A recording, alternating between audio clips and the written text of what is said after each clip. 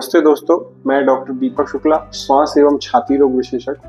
आज हमारा टीबी के जागरूकता सीरीज में यह 7वां और अंतिम एपिसोड है, जिसमें हम जानेंगे कि टीबी में जो इलाज के दौरान कुछ गलतियां होती हैं और इन गलतियों से हम कैसे बच सकते हैं, इसके बारे में हम बात करेंगे।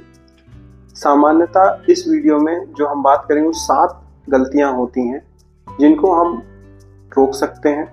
इस महत्वपूर्ण जानकारी को लोगों तक पहुंचे। जब हम टीबी की दवाइयां लेते हैं तो शुरू में बढ़िया आराम लगने लगता है और मरीज को लगता है कि वह ठीक हो गया, तो वह कुछ समय बाद वो दवाइयों को खुद से रोक देता है। और उसके बाद जब टीबी का पूर्ण रूप से बैक्टीरिया खत्म नहीं होता, कुछ दिनों बाद वह टीबी फिर से एक्टिव हो जाती है और यह तकलीफ ज़्यादा बनती है। कई बार हो सकता है कि नॉर्मल टीबी रेजिस्टेंट टीबी के साथ अपने पास आ रहा है। तो इसमें सबसे अच्छा सुझाव ये है कि अपने डॉक्टर से मिलते रहें और उसके गाइडेंस में अपना पूरा ट्रीटमेंट लें। बिना डॉक्टर के बोले हुए दवाई को बंद ना करें। दवा को खाने का समय बिल्कुल तय करें और उसके हिसाब से ही दवाइयाँ लें, क्योंकि दवाइयाँ अगर निश्चित समय पे नहीं लेंगे तो दवाइयों का जो कॉन्सेंट्रेशन है ब्लड में वो पूर्ण रूप से अवेलेबल नहीं होगा, जिससे बैक्टीरिया पूर्ण रूप से मरेगा नहीं। इसलिए दवाइयों का एक निश्चित समय होना चाहिए, उसको तय करें, अलार्म सेट करें और उसके हिसाब से दवाइयाँ लें। कई बार मरीज अपने हिसाब से दवाइयों का डोज कम या ज़्यादा कर लेते हैं, जिससे एडिक्वेट डोज ना मिलने के कारण टीबी पूर्ण रूप से ठीक नहीं हो पाती। तो इसमें फिर से यह सुझाव है कि जो भी दवा लें उसमें बिना डॉक्टर की सलाह के कोई भी बदलाव ना करें। अगर कोई साइड इफ़ेक्ट होते हैं तो डॉक्टर से जाकर बात करें और उसके हिसाब से दवाई लें। खान पान में लापरवाही, यह चौथी गलती है। जब हम टीबी से ग्रसित होते हैं तो हो सकता है भूख कम लगे और भूख नहीं भी लगती, तो ऐसे में मरीज खाना नहीं खाता है और खाने में लापरवाही करता है। तो इस बीमारी को इलाज करने के लिए जितनी दवाइयाँ महत्वपूर्ण है उतना खाना भी महत्वपूर्ण है। इसलिए संतुलित आहार समय पर लें और अपने घर में जो पोषक तत्वों वाले भोजन है उनका उपयोग करें। कई बार धूम्रपान और शराब का सेवन लोग जारी रखते हैं, यह भी एक बहुत बड़ी गलती है। अगर धूम्रपान को रोक दिया जाए, शराब को छोड़ दिया जाए, तो मरीज अच्छे से रिकवरी करेगा और रिलैप्स होने के चांसेस बहुत कम हो जाएंगे। मरीज की 7वीं गलती होती है कि वह नियमित रूप से जांच नहीं कराता।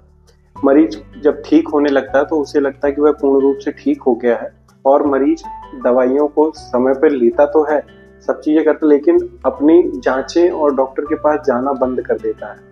उनकी प्रगति पे नज़र रखना बहुत ज़रूरी है, क्योंकि टीबी एक दिन में ना ही बढ़ती है ना एक ही दिन में घट जाती है। तो उसके लक्षण भी धीरे धीरे बढ़ेंगे और उसके लक्षण धीरे धीरे कम होंगे। इसलिए डॉक्टर के गाइडेंस में ही अपना प्रॉपर ट्रीटमेंट लें। बिना उसकी गाइडेंस के ट्रीटमेंट लेना खतरे से खाली नहीं हो। टीबी का इलाज सफलतापूर्वक करने के लिए कुछ बातों का ध्यान रखें, जैसे डॉट्स थेरेपी होती है आपकी, तो वहाँ से दवाई अपनी प्रॉपर समय पर लेते रहें। अपनी दवा के बारे में पूरी जानकारी लें, कौन सी दवा कब लेनी है, कितने समय तक लेनी है और खाली पेट या भोजन के बाद लेनी है। टीबी की दवाइयों के दौरान किसी भी प्रकार के साइड इफ़ेक्ट महसूस हो तो तुरंत डॉक्टर से संपर्क करें।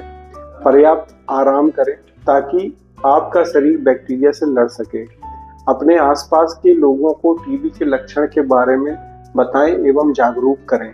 टीबी का इलाज लंबा जरूर होता है, लेकिन 100% ठीक होने वाली बीमारी है। बस आपको संयम, सही इलाज और सकारात्मक सोच बनाए रखने की आवश्यकता है। टीबी का सही समय पर इलाज आपके जीवन को बचा सकता है।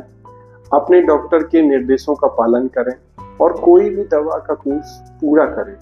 याद रखें, आप अकेले नहीं हैं, आपके परिवार, दोस्तों और डॉक्टर का पूरा सहयोग आपके साथ है। इस पूरी सीरीज में हमने जाना कि टीबी के लक्षण क्या होते हैं, टीबी का इलाज कैसे होता है, टीबी के मरीजों के लिए आहार क्या होता है, मानसिक सहयोग कैसे होता है, सावधानियां एवं बचाव के उपाय क्या होते हैं। यदि आपके आसपास कोई व्यक्ति टीबी से जूझ रहा है तो उसे इन जानकारियों से अवगत कराएं। आइए हम सब मिलकर इस विश्व टीबी दिवस पे और इस विश्व टीबी सप्ताह पर मिलकर संकल्प लें, टीबी हारेगा, देश जीतेगा। अगर आपको यह जानकारी अच्छी लगी तो लोगों से साझा करें। मैं डॉक्टर दीपक शुक्ला अब आपसे विदा लेता हूं और स्वस्थ रहें, सुरक्षित रहें। धन्यवाद।